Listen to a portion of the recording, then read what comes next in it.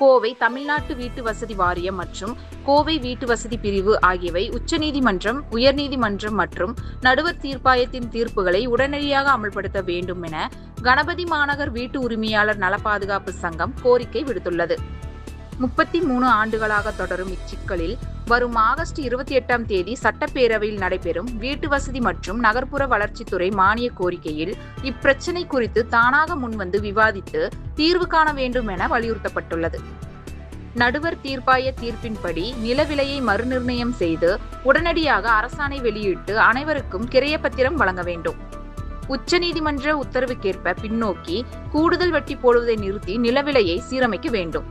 ஏற்கனவே கூடுதல் தொகையை வட்டியுடன் செலுத்திய ஒதுக்கீட்டாளர்களுக்கு அத்தொகையை 6% வட்டியுடன் திரும்ப வழங்க வேண்டும்.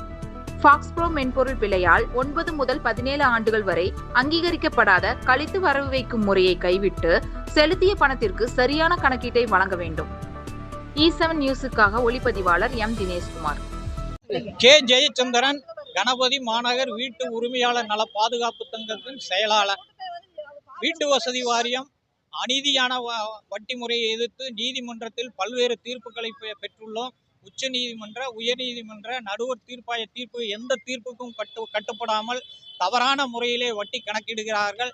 செலுத்திய தொகையை செலுத்திய தேதியில் வரவு வைக்காமல் 9 ஆண்டுகள் 17 ஆண்டுகள் கழித்து வரவு வைத்து இந்த 9 முதல் 17 ஆண்டுகளுக்கு வட்டியை மட்டும் போடுகிறார்கள். கந்தியூட்டு முறையிலே வீட்டு வசதி வாரியம் செயல்படுகிறது. அதை கண்டித்தும் 28/8/2026 அன்று நடைபெறும் வீட்டு வசதி வாரிய மானிய கோரிக்கையில் சோமோட்டாவ தன்னிச்சையாக மாமன்றம், சட்டமன்றம் இதை விவாதித்து எங்களுக்கு 33 ஆண்டுகால பிரச்சனைக்கு ஒரு விடுவினை ஏற்படுத்திட வேண்டும். அதிகப்படியாக செலுத்திய தொகையை 6% வட்டியுடன் திரும்ப வழங்க வேண்டும். இதுவரை பத்திரம் பெறாதவர்களுக்கு பத்திரம் வழங்க வேண்டும் என்ற அடிப்படையிலே இன்று நீதியின் கண்கள் மறைக்கப்பட்டுள்ளது என்று கண்களை கட்டி மனு கொடுக்க வந்திருக்கிறோம். வெகுஜன கையெழுத்து மனுவாக ஒரு 600-700 கையெழுத்துக்களை பெற்று இன்று மாவட்ட ஆட்சியாளரிடம் அளிக்கிறோம். மாவட்ட ஆட்சியாளரிடம் நாங்கள் ஓட்டு போட மாட்டோம் என்று சொன்னுள்ளது அவர் பேசி நாங்கள் தீர்வு காணுகிறோம் என்ற அடிப்படையில் ஜனநாயக கடமை ஆற்றினோம்.